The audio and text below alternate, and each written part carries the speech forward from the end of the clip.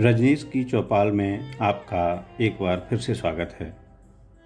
आज मैं आपके लिए कविता लेखक, कहानी लेखक और लघु कथा लेखक श्री रामकरण जी की रचना लेकर आया हूँ, जिसका शीर्षक है चाह। रमई राम मजदूरी करके लौटा था। उसका 5 साल का बेटा टीकू दौड़कर उससे लिपट गया। उसने जेब से 2 टॉफियां निकालीं और टीकू की ओर बढ़ाईं। बेटे ने उसका हाथ दूर हटाते हुए कहा, मुझे सेब खाना है। रमई बोला, सेब? सेब तो नहीं है, कल ले आऊँगा। नहीं, मुझे तो अभी चाहिए। टीकू फर्श पर लौट गया और रोने लगा। रमई उसे गोद में उठाकर घर के अंदर आ गया। बोला, बेटा, अब तो रात हो गई है, अभी सेब कहाँ से मिलेगा? कल जरूर ले आऊँगा। उसने टीकू को फिर से टॉफ़ी पकड़ाई, लेकिन इस बार भी बेटे ने उसका हाथ झटक दिया।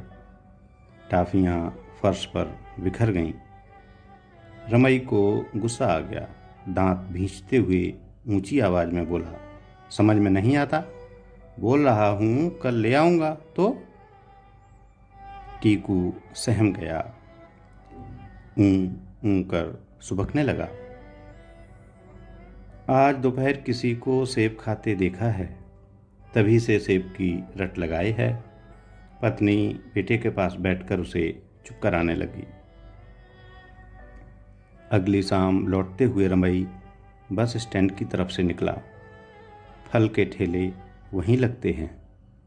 एक ठेले वाले से पूछा, सेब कैसे दिए? 200, 180, 150। असली कश्मीरी हैं, कौन सा दूं? ठेले वाला बोला। रमई का दिल बैठ गया। 200 रुपया किलो? बाप रे, कौन सा अमर फल है? उसने हौले से साइकिल को पैडल मारा और चल दिया। ठेले वाले ने आवाज़ दी, अरे कितने लोगे? कुछ कम कर दूंगा। रमई ने जैसे सुना ही नहीं। उसने पलटकर नहीं देखा। आगे किराने की दुकान पर रुका। पूछा, सेब वाली टॉफ़ी है क्या? दुकानदार बोला, नहीं जी, मैंगो वाली है। उसने टॉफ़ियाँ ले ली।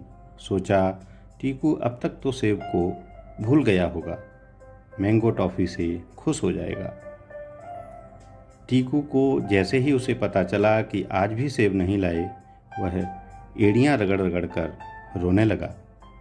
पत्नी ने कहा, ले आए होते, कितने दिनों बाद तो उसने कुछ मांगा है। वह हताशा से देखते हुए बोला, 200 रुपये किलो था। पत्नी बोली, 1 पाव ही ले लेते। रमई का दिल कचोटने लगा। उसके दिमाग में तो ये बात आई ही नहीं।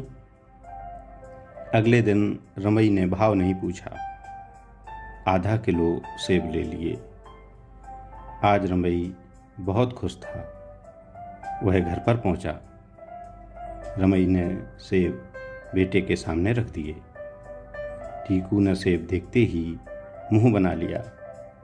बोला, मुझे नहीं खाना। रमई प्यार से बोला, अरे अभी तक गुस्सा है बेटा? वह उसे दुलारने लगा।